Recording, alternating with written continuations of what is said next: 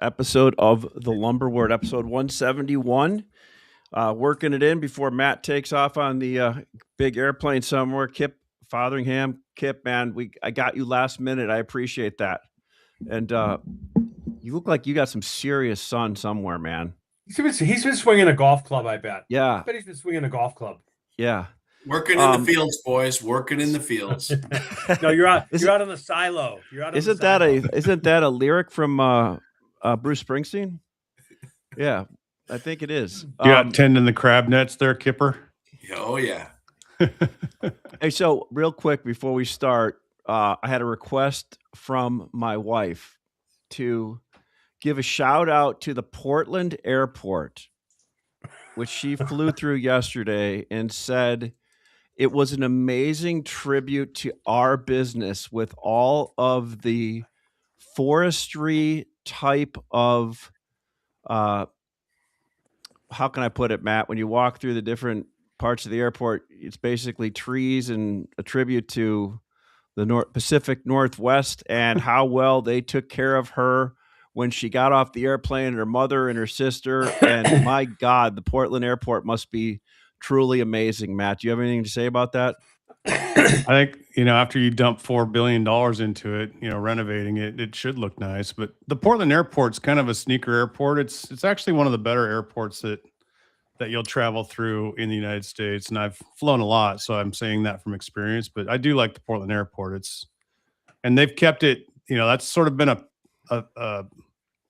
for the Portland Metro government, the Portland airport has always been their crown jewel. So they've always kept it up to date, and it's easy to get in and out of. It's not a huge airport, but you can still fly internationally and whatnot. I mean, great for me since I live here, but I mean, if you're in Chicago, you're not going to go through Portland somewhere, right? Unless you're going to Japan or something. Well, it does. So, her sister-in-law is in Bend, so there's no direct flights to Bend. So you've got to go through either Salt Lake City, Denver, Seattle, or Portland. Yeah. But then second, hold on. Let me just check that off real quick here. Yeah. That I said that there. And also, Mike Wisniewski called me this morning from the Southern Yellow Pine FC Stone Westline Capital event going on in North Carolina. And they had a person at the show there, and they're like, "Hey, we don't know you. Nobody in this industry knows you real well. How did you find out about the Southern Yellow Pine event?" He goes, "I heard it on the Lumber Word." So thought that was kind of cool. And at least Mike tells us. I think there's a lot more of that goes on when we have other people on here, but that's what it's all about. So kind of wanted to jump into it. Then anybody else have any other shout outs or recognition they want to give to anybody? No.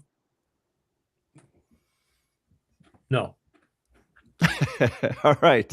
Well, let's jump into it here. I think kind of if you've been listening to the show the last 3 or 4 weeks, probably you'd be long. You would have been long 3 or 4 weeks ago. And am I correct in saying at least on spruce, probably some other items. So I mean, I could speak on the spruce side of things a little bit. Probably at this point, if you're not covered, Greg, how far out are you saying at this point on spruce? You have 90 days of inventory. 90 days, or as much as you should be, as long as you can be. Yeah, I mean, right now it's a lot harder calling spruce mills up right now and trying to buy something. Certainly a lot different. Matt, what inning are we in? First. Whoa. First. Wow. I was gonna go, hey, it's the top of the third. I'm just getting to my seat. And you're like, you came in early. You wanted to get the free bobblehead, right? Well, I mean, there's still mills out in the West that are offering me prompt wood, and there's some mills in the East that are offering me prompt wood that they're taking counter offers on. So it's not a universally accepted idea, and I don't think that the customers have a lot of inventory either. So I say we're like in the first, maybe we're in the second inning, but I don't think people are even aware. I think the futures market is the front runner.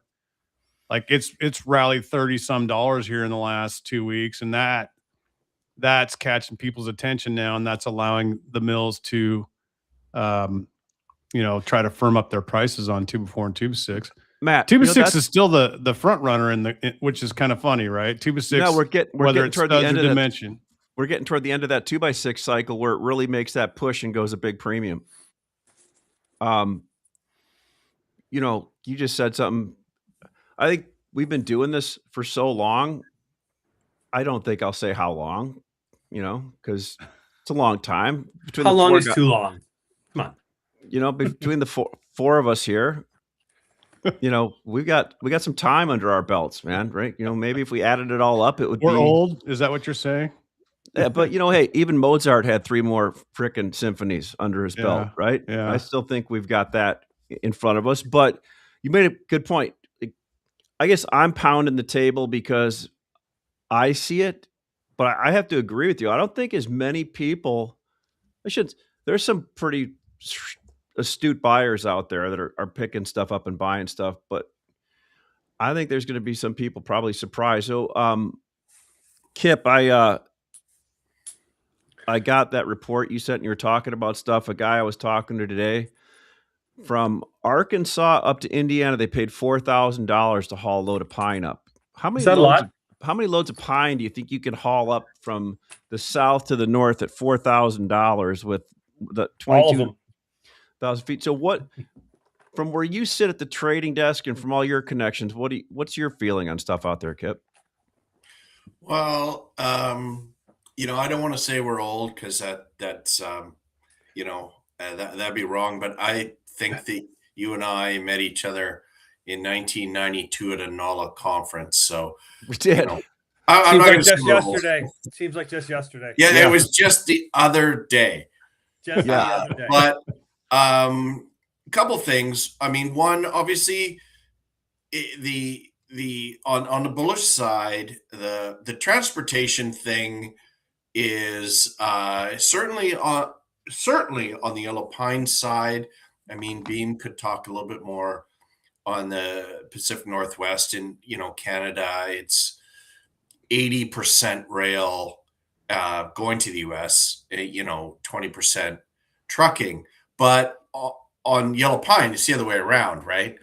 And is that a systemic change in the trucking market?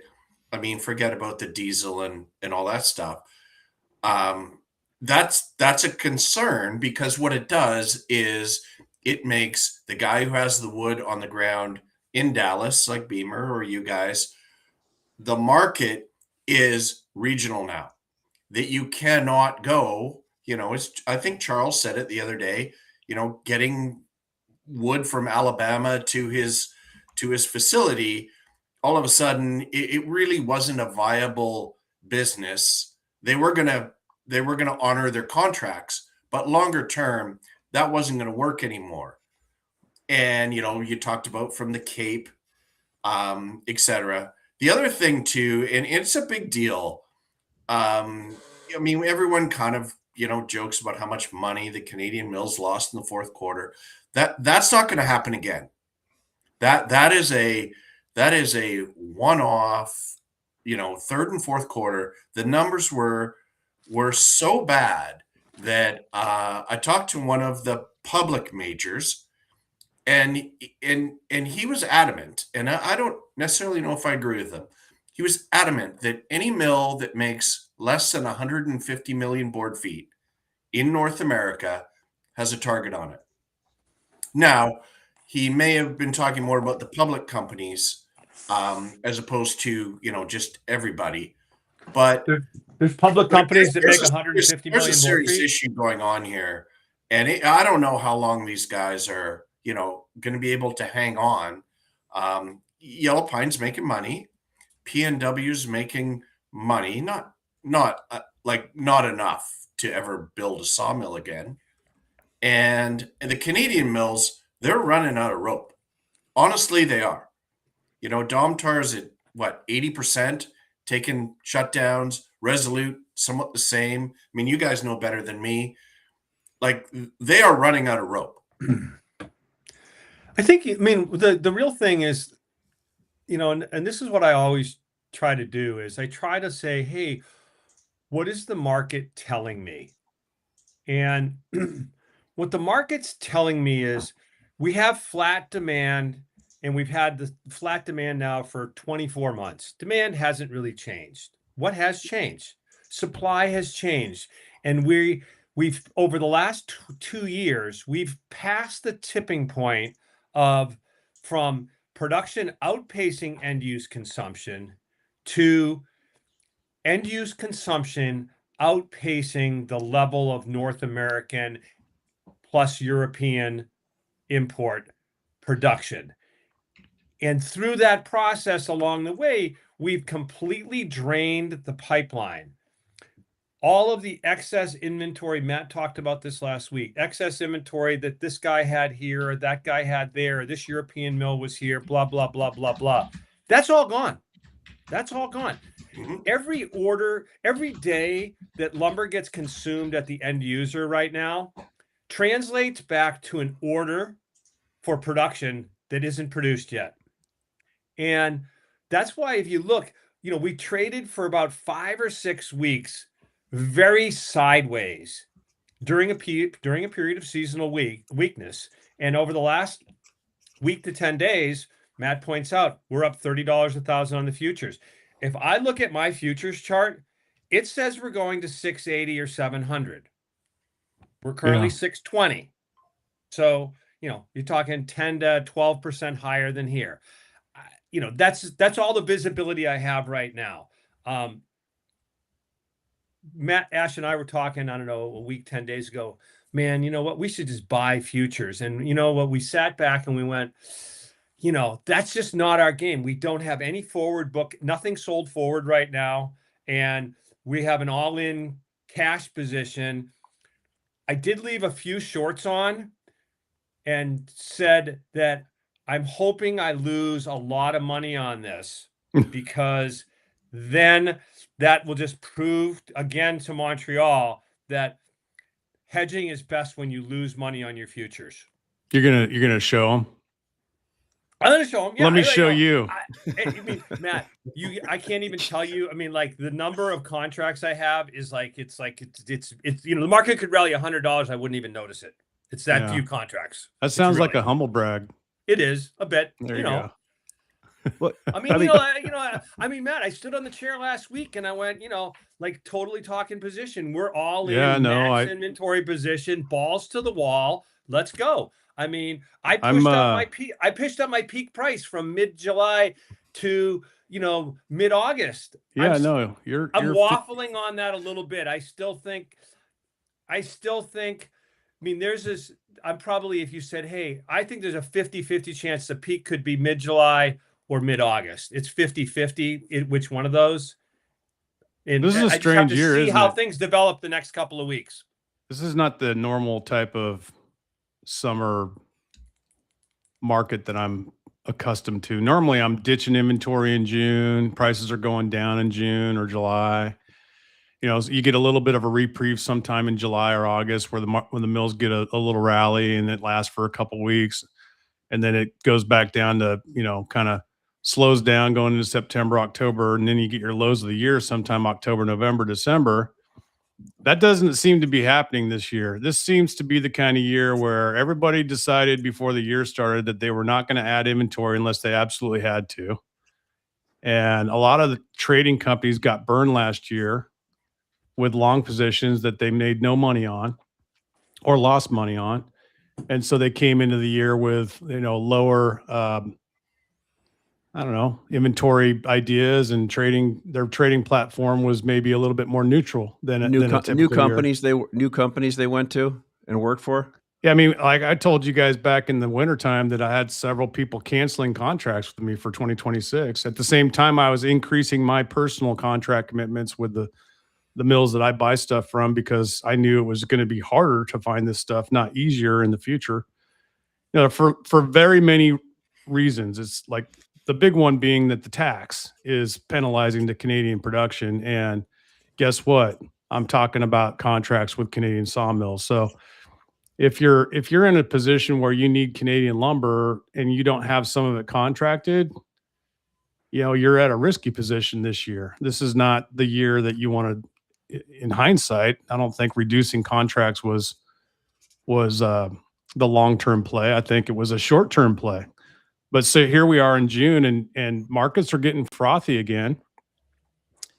Greg, I disagree with you 3 weeks ago. I was like, and I'm still hesitant to jump all in with you because of my experience and of my position in the market. I have enough wood bought to get me, where I want to go.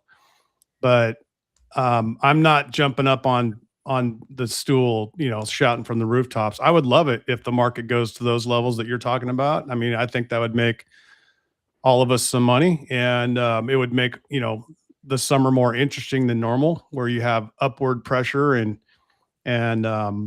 people actually wanting to buy from you, needing to buy from you all summer long. That would be unusual.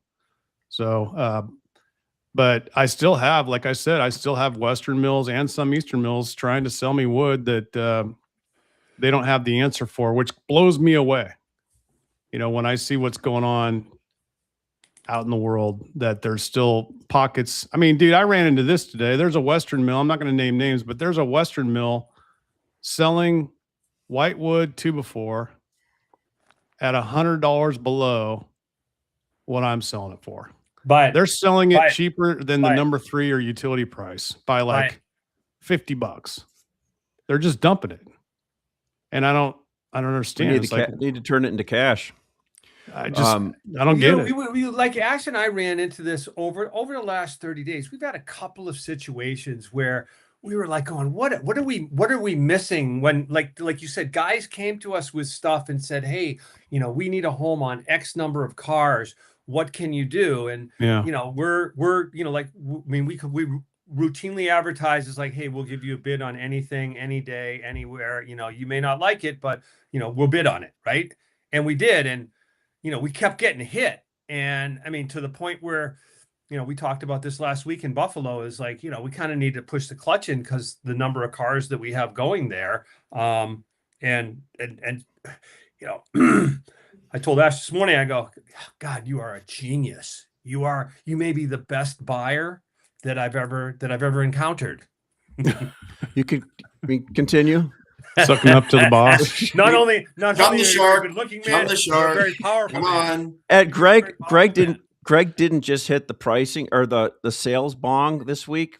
He must have hit the sales line, because he comes into the office every day. It's like, these cars just unloaded. I think, why haven't we sold those yet? I'm like, I mean, let's let him get on top of the sticks first here.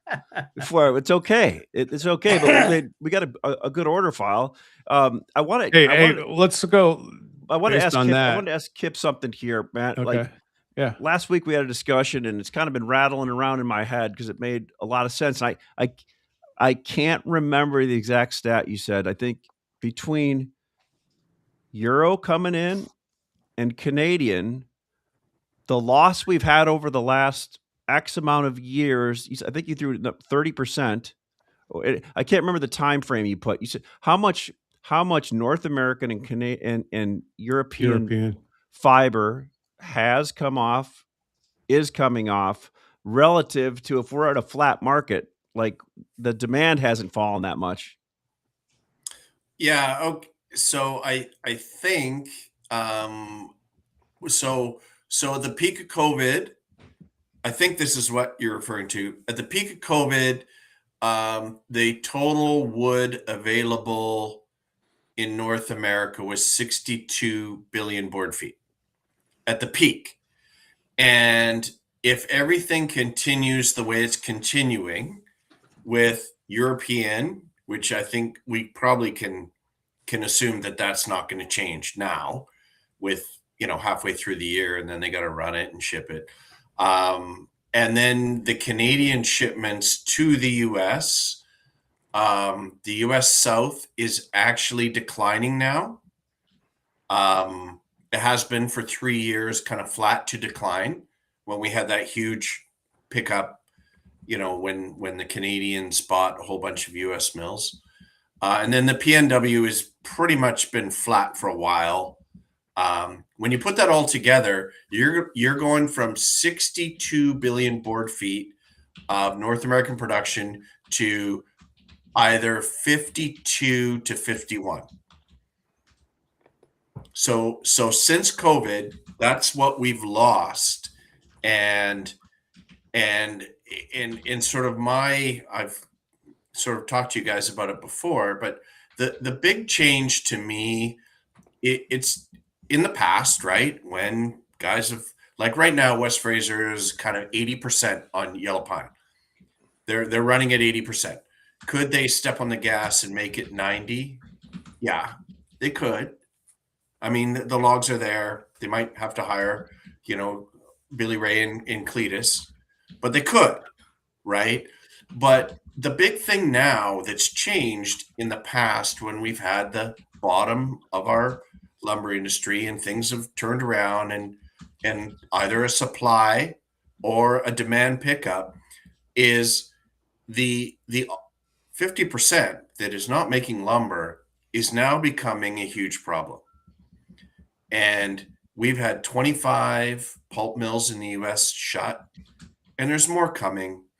And if you ever want to see when a pulp mill is going to shut, just look at the boiler. When the boiler has whatever, 25, 30 years, when that thing needs to be replaced, just like your dishwasher, it's $300 million. So if you own a pulp mill and your boiler needs to be replaced, you need to make a very, very big decision. $300 million. Yes or no? And that right now has been coming up in Canada and especially the US.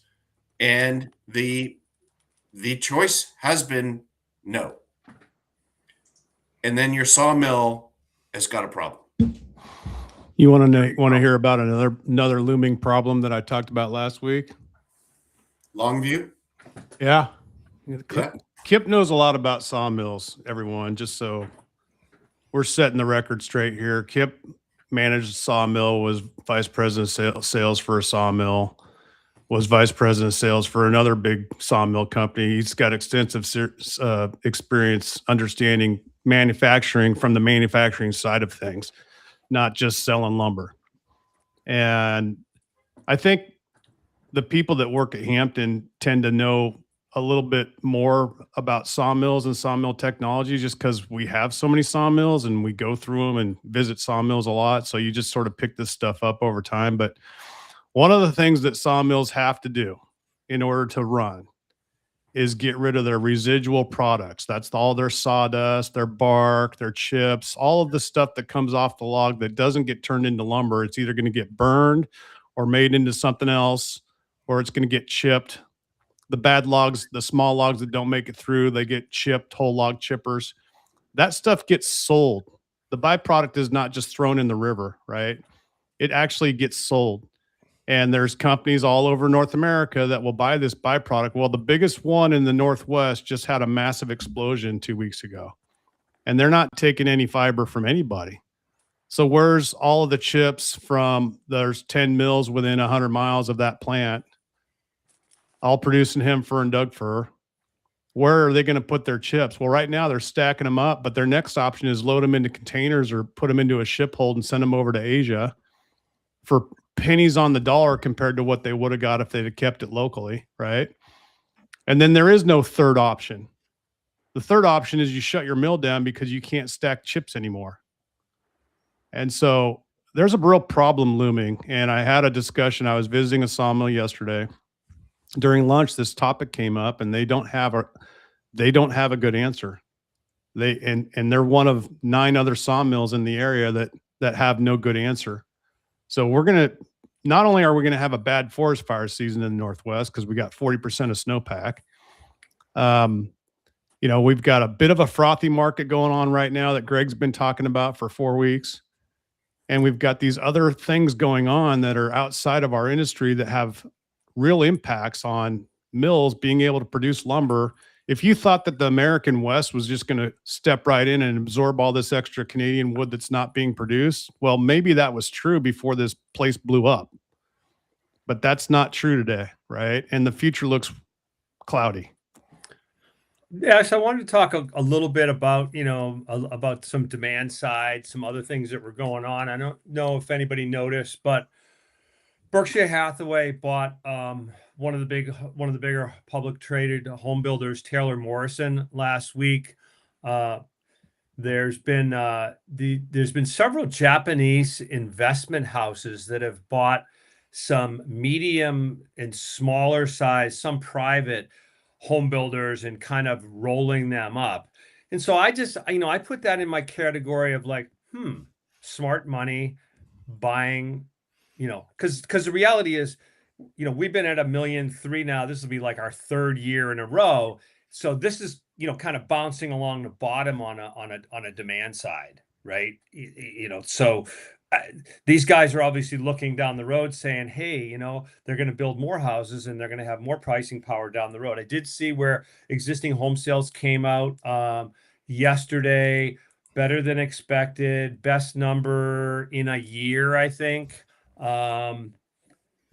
Which, is another one of these things that, given the backdrop, higher interest rates, although in the big picture, they're not really that high, the skirmish in the Gulf, all these other things that are swirling, it just kind of shows you how resilient our market is at this point in time. And I will highlight one other thing about, we talked about how multifamily's up a lot year to date after having been up last year. Single family's down a little bit. Drive around any town.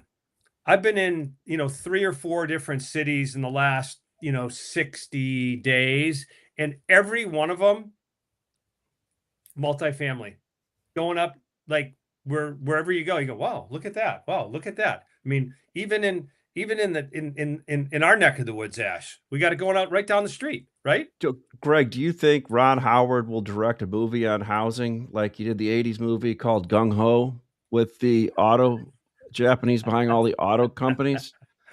And I just wanted to make sure, like, so the viewers aren't like, confused.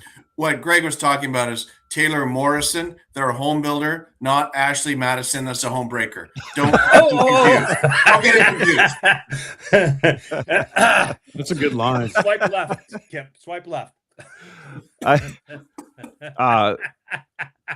So like everything I'm hearing is that, we kind of have a controlled burn to the upside right now. And it's, there are some items that, hey, 2x6s in general, Matt, you kind of hit it. Is it the same in US species? Because 2x6s in spruce, 10-footers started ripping 2 weeks ago.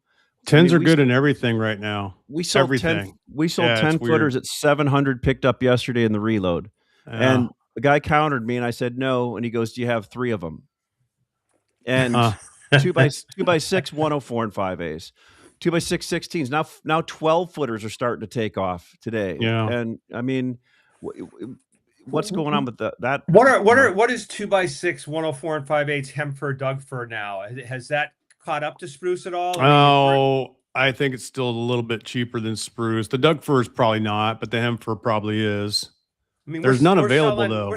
We put a couple cars out yesterday that that got sold like 6 times. So it's like what kind of number? What kind of number was that? Chicago? I don't know. I was visiting a sawmill yesterday, but I think it was probably in the high 600s. And I'm just guessing. I don't know 100% on. But the numbers that you told me on Eastern Spruce last week were significantly higher, if I recall. That's why. Yeah, and they're up another $30 to $40 a thousand this week. I bet if Charles was on, he'd tell us he could do yellow pine for $200 cheaper. Remember that? We had about 6 months there where yellow pine 2x6 were like $180 cheaper. And you probably still can do 2x6 9s in pine that cheap. But I mean, that's a niche market this time of year, nailing that stuff up. And I wanted to ask Kip another question. I wanted to lean on his expertise on the CME side of things. When I look at the Commitment of Traders report, and I don't have it in front of me here, But if I look, there's like 4 major holders on the long side. It says like 45% of the position is held by like 6 traders or something. And on the short side, it's obviously a big. So we got the traditional big old industry longs versus the Fun shorts. the fun shorts. What's going to give there? What do you see on the future side of things, Kip? Is this because I'm really amazed that it's kind of like, we closed that gap the other day. We moved up a little bit right now. It's just kind of keeping right with cash on the way up here. Well, I can neither confirm nor deny on the long side, but on the got a hunch, buy a bunch. on the short side, in the past, and I think we've talked about it once before, is when the commodity funds have decided that the short side is not the fun right anymore. play. And it could be interest rate. It could be involved in if the home builders are starting to catch a bid. And the smart money tends to be there. We talked about Taylor Morrison, right? Taylor Madison. That's Ashley. Ashley. Don't get my name involved in that whole thing. You got to get them right. You'll get a vastly different return on your Instagram. Trust me. Yeah. But you don't really know what it is. Maybe it's a hedge against oil. But when they start to cover, and they're clearly starting to cover now, it usually is $100 run. And they do not historically go from short to long immediately. There's usually a little gardening period in the middle there of where they've run it up, they've got out, they've taken their licking. And then when they do go long, that's when you get the $200 run. And just simply because of their size, right? I mean, they can put on 6,000. Size matters.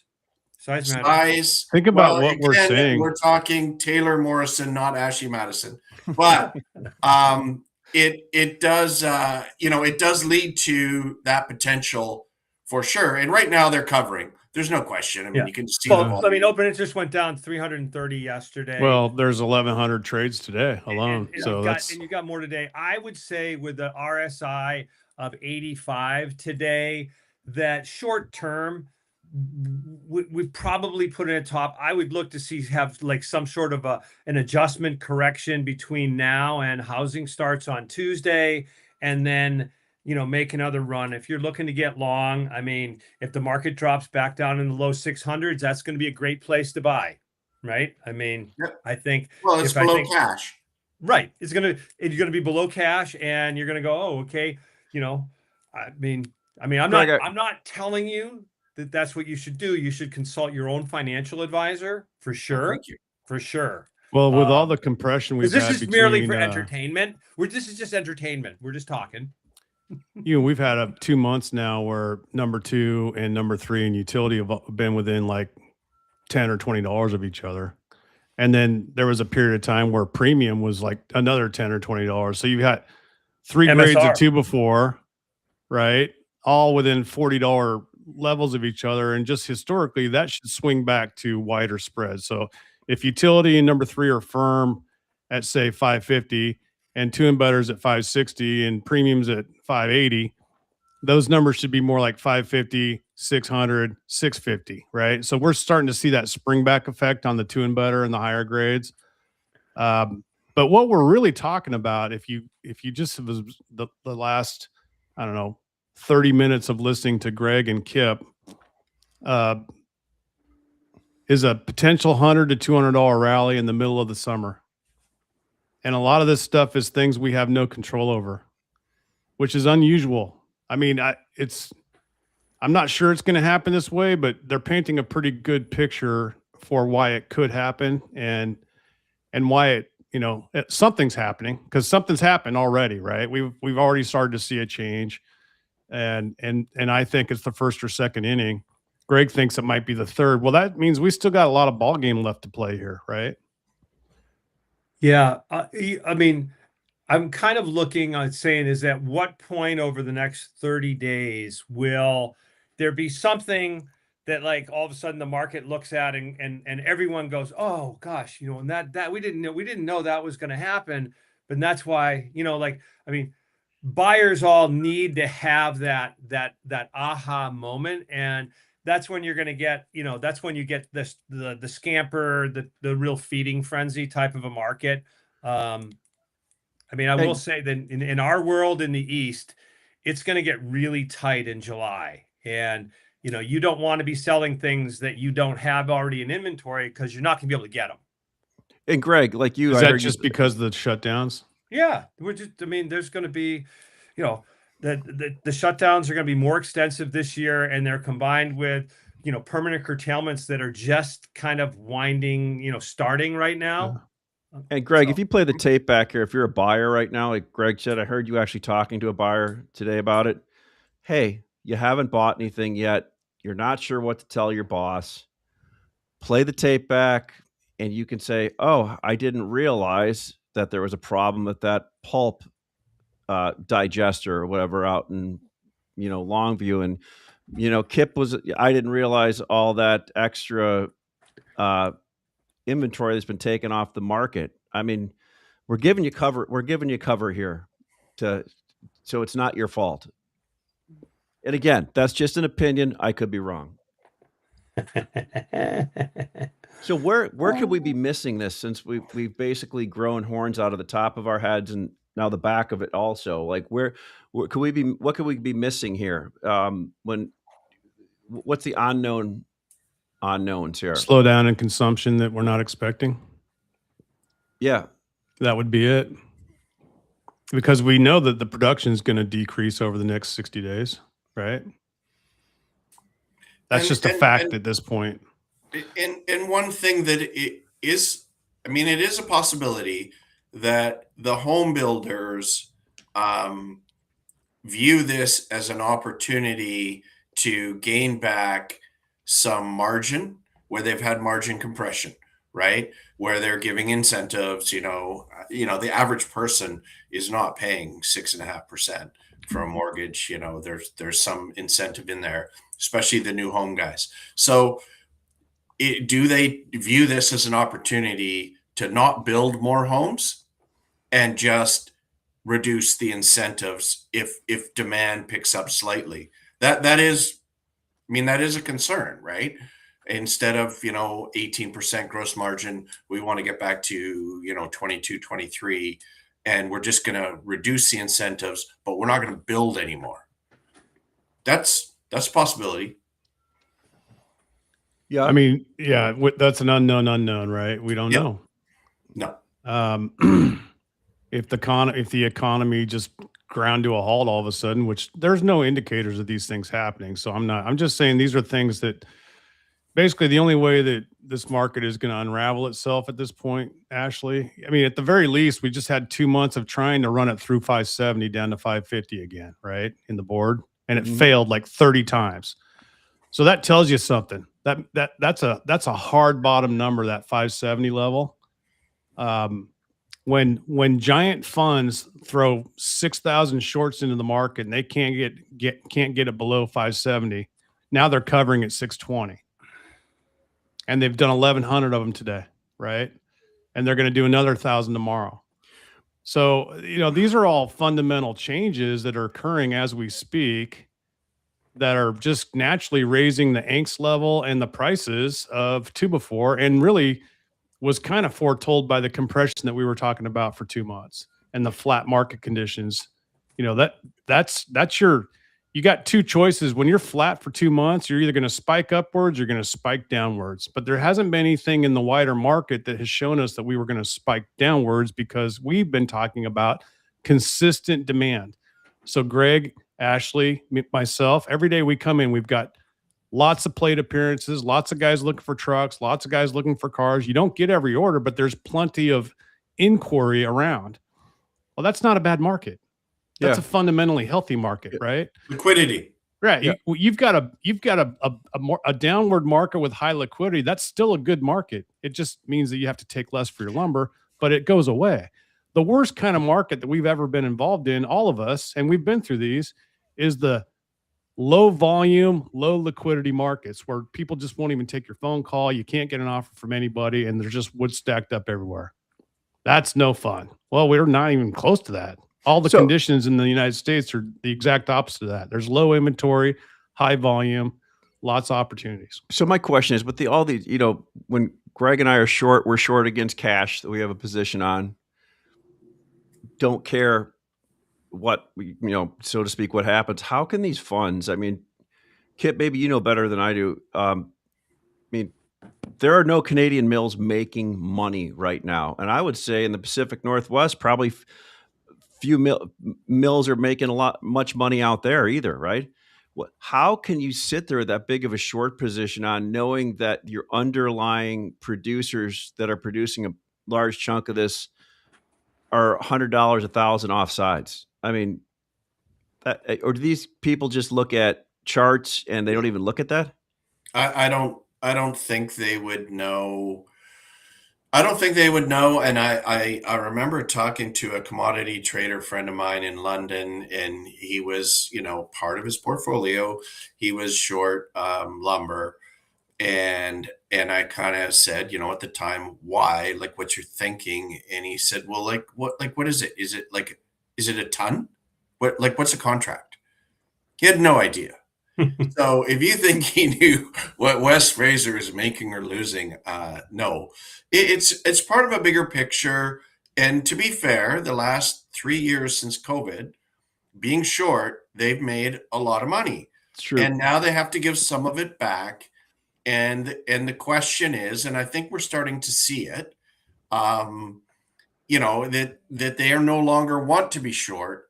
And to Matt's point, and I think whether you're a futures trader or not, if you are paying attention to the spread going forward, right, which you guys do because you're professional hedgers, if you're looking at that and it keeps coming in, and it has been nowhere near, I mean, I don't even know what it is a second, but 20. I mean, it's how much? What is it? I'm sorry, it's $6.50 for July SEP and $7 for July November. Yeah. So 6 months ago, you guys were hedging at $60 premiums, and now it's $6, which is not a premium; it's a discount because it costs you more than $6. So even if you're not involved in the futures business, a very good tell is watch that spread. If it keeps coming in, that tells you that people do not believe that the price of lumber is going to be way lower or way up, right? They just don't. And clearly we're seeing them covering. So they don't believe it either. Otherwise they wouldn't be covering at 620 when, Matt said correctly, we've hit 570. Why would you cover now? Well, there's a reason. Yeah. They don't believe it anymore. Fear or greed. Yeah. That's what runs the economic world, right? Fear or greed. Right now, I think fear is running that decision. Certainly not greed, because it's a loss. Yeah. It's a loss for sure. But it's interesting that you're talking about spreads. I see that as we're transitioning into a market where the front month carries the premium. We had a wise man from one of the analyst companies come on the show here 4 months ago, and he predicted this. He said he thought that the spreads would go, basically to a flat or a discount as the year progressed. So he was about 4 or 5 months ahead of everybody else, predicting that back in January, I think. I forget his name, but he was a sharp guy. And it's now come to fruition. When's the last time, G Money, that we had the front month running a premium to everything else? It's during COVID. Yeah. During COVID. 4 years ago. Yeah. Mm-hmm. What does that mean, G Money? That'd be the definition of a bull market. Yeah. Yeah. Mm-hmm. Maybe we've discovered something here through osmosis. I'm all bulled up, boys. I'm all bulled up. I think we're pretty much done. I think we've pretty much said it all, but I will. All, we said it all. Yeah. I will say that Kip, I appreciate you coming on last minute here. Yeah, Chip, no, always man. great to have you on, and appreciate, you get some unique insights that us guys that are like slinging stuff every day just don't pay attention to. So appreciate it, man. Yeah. Great to be on, guys, and great to see you guys. Yeah. Yeah, You too, stay, guys. be careful with that Ashley Madison thing you're working on. I don't know.